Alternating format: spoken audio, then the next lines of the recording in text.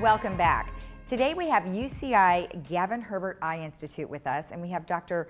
Rebecca Kammer, and we have her patient, Dan Dunbar, who's going to talk about a surgery for eyes and be able to see. And so, Dan, we'll start with you in just a little bit, but first we're going to have Dr. Kammer. Tell us a little bit about this type of surgery and why it's so interesting. Okay.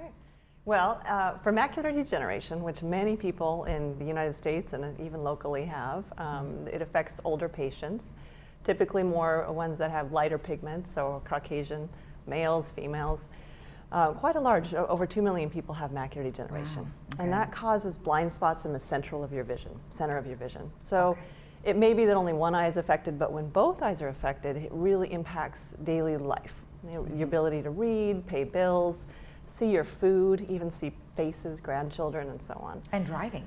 Absolutely. Right. Our #1 independence, right? Yes, right. Especially in California, we're so used to I driving. mean, you have to drive everywhere, right? Yes. Okay, all right. So when that happens, you have what is called low vision or visual impairment, and there's ways that we can, I'm a low vision rehabilitation specialist, an optometrist who works with folks who have these diseases, and I would help to help someone understand their vision and then utilize it better with devices or tools, or adaptive tools. It might be magnifiers, simply put, but there's a lot of more complex things nowadays. Right. And this telescope is one of those.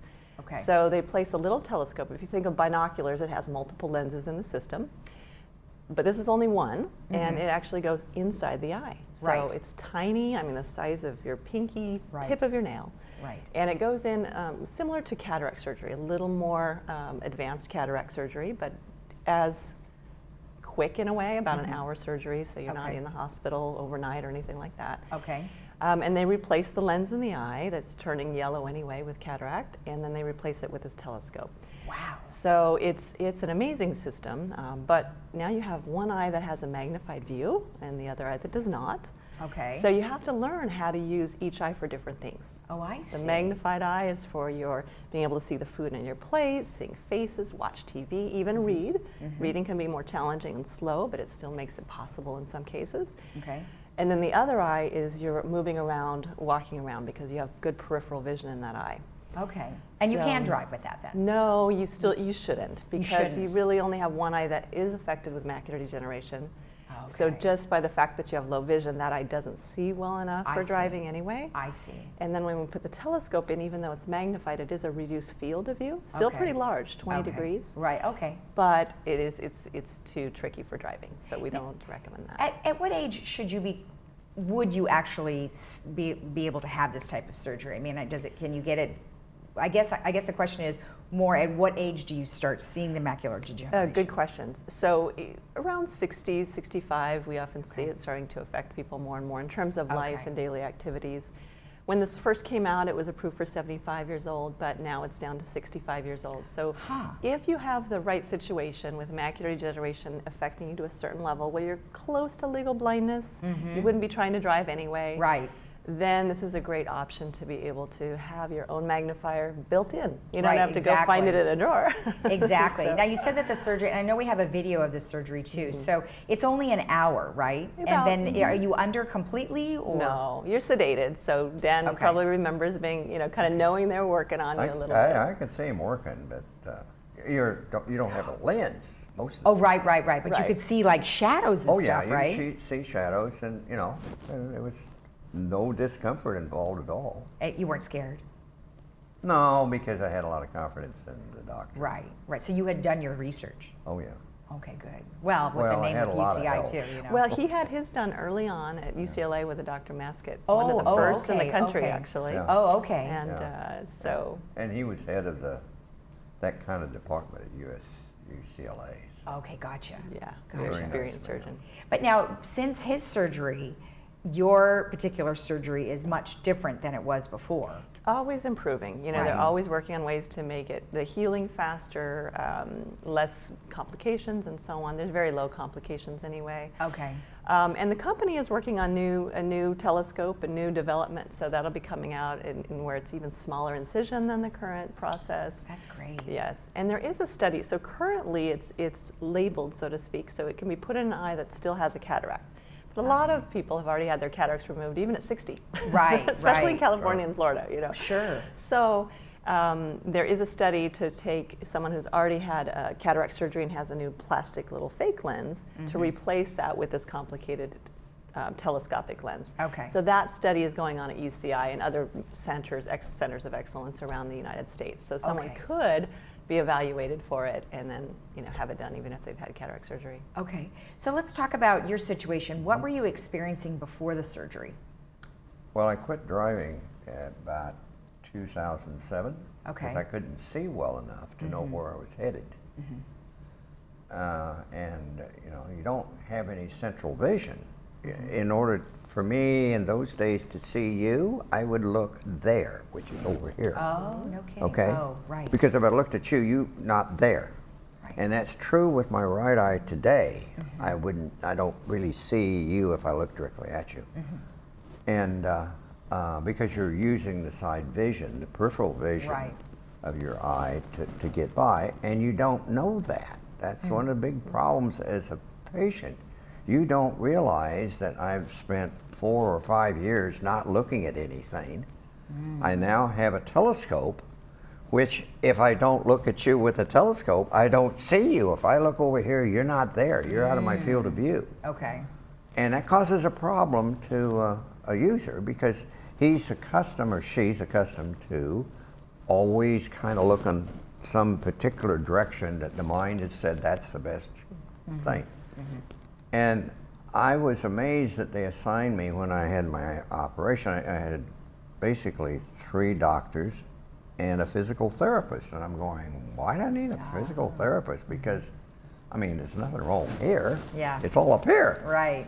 And the reason is you have to learn how to see again. Oh, retrain your eyes. Yes. Yeah. Well, your brain, really. Yeah. And your brain. Yeah. And my brain's adjusted pretty well. I would prefer maybe to have some software changes to it, but you know, it works. I can now see over a mile distance. I before could only see about 50 feet. Be able to recognize something at 50 feet. Right. Now I can watch traffic. I can't drive because I have no real vision over Sure, here. sure. So I get alarmed when I ski, for example, and if somebody comes up, I don't see them till they get about here. Are you still skiing now? No, not in the last That's two. amazing. Last 2 years, I haven't skied Okay. because it turned out I had just recovering from open heart surgery. Oh, I had see. a bunch of But- blocked arteries, Okay. and I couldn't stay up on my feet very well. Right, right. But So- prior to that, you were Oh skiing yeah. after Oh the yeah. surgery. Oh, And that's it was great because I could see where I was going. Oh, I that's could nice. see if there was a twig down there or a log or whatever or a tree, you know. But I had to train myself to look at what I wanted to see. Okay. And that took a lot of time. And it causes some problems back here. You're Sure. not accustomed to doing that. You have to remember that you learn how to see when you're a baby. Okay, right, right. The world's upside down for you. And you have to turn it the way we now see it. Yeah. And similarly, everything that the brain has seen out of both eyes is now different in one eye. And so there's a lot of computation that the mind has to go through to adjust. And that's tiring. You tend to get tired and you tend to have naps in the afternoon Well, until I you like get naps in the accustomed to all this new work that you have Exactly. to do. Well, now, you've had the implant how long? Over 8 years. 8 years.